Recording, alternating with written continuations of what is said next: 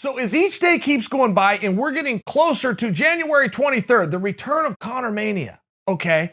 But as each day keeps going, this story keeps on changing just a little bit. And as that finish line gets closer, it becomes more and more important that we start to have some of the pieces to the puzzle. Now, we're still a ways away from that, but you can agree to my point.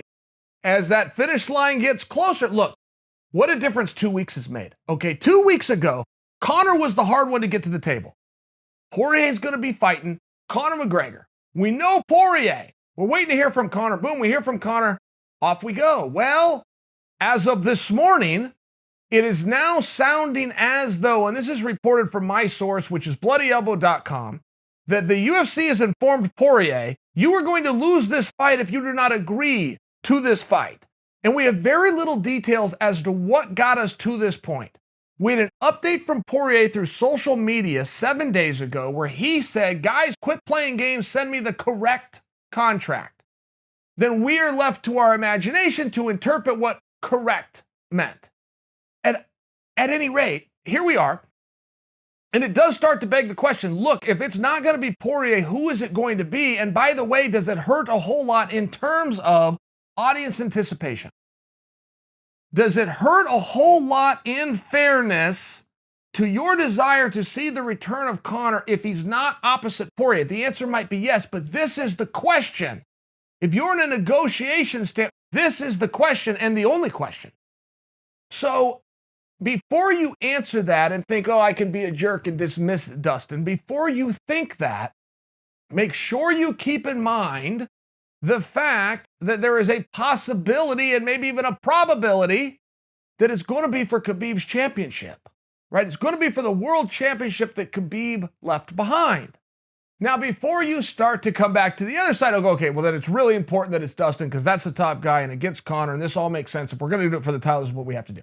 Before you come to that conclusion, you have to then insert Ali Abdelaziz, Khabib's manager, who now came out and said, as recently as 5 minutes ago, came out and said Khabib might be coming back.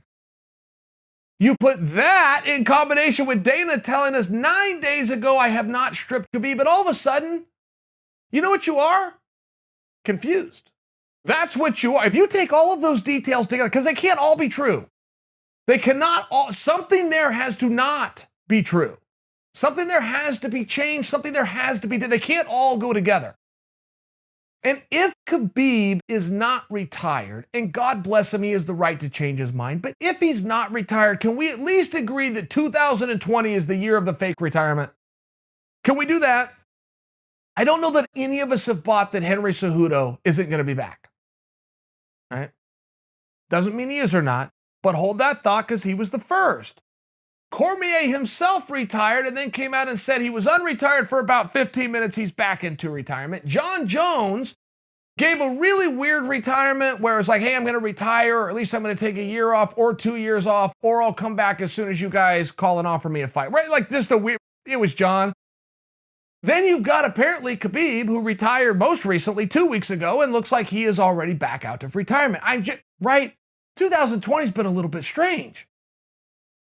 But it does beg the question, if Khabib isn't going to retire and Conor's fighting January 23rd and doesn't have an opponent, haven't we just solved the problem? Isn't that Conor versus Khabib? And as much as you might like to build that fight, don't we have time? I mean, I would think we have plenty of time between now and January 23rd to build that fight. Plenty of time for Conor to get ready, for Khabib to get ready, for the media to be done. It doesn't seem as though there'd be any reason to delay that, particularly when you have two guys that aren't overly easy to work with. When's the last time you saw Conor? January 20th of this year is the answer. Now, whether that was Conor's choosing or the organization's doing, that's still the answer. And prior to that, it was Conor's doing. And it had been another year or 500 days, something crazy.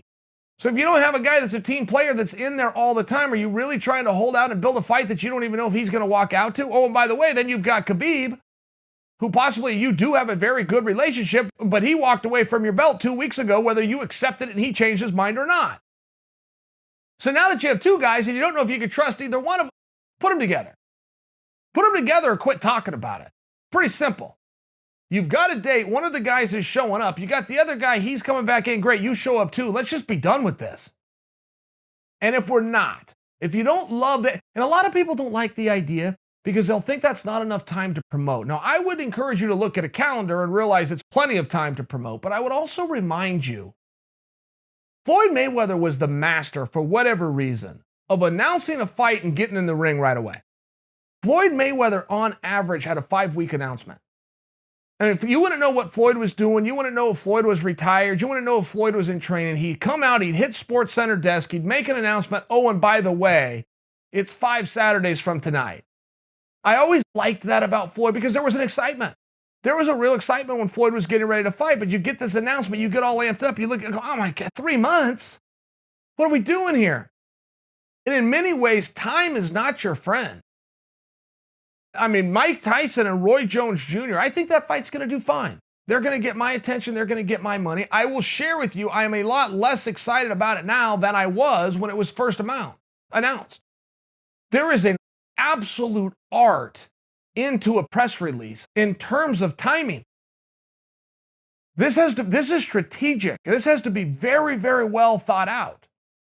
So I'm only offering you that if you're going to push back and go, Chael, it's not enough time. I had this argument with Helwani, and Ariel told me they will never do that fight until they can fill up an arena. That's a $10 million gate. That's a $20 million. I don't suggest that Ariel's wrong. I just don't know that anybody should be counting on things like that. Look, this is the gambling business. You're making bets, right? Dana and Coker can say, oh, no, I make deals. Oh, okay, fine. You're making bets. You're making guarantees and bets that this all works out. It is an ultimate gamble. To try to hold out with no end in sight of when you can have an arena with 2 athletes, one who walked away 2 weeks ago and the other one who's only walked in there 1 time in 3. I mean, look, these aren't your guys. They're not your guys. You don't make a long-term play for them. You get them together as quick as you can. You win the matches you can win when you can win them. You book the matches you can book when you can book them. It's not always ideal, but what in this business is?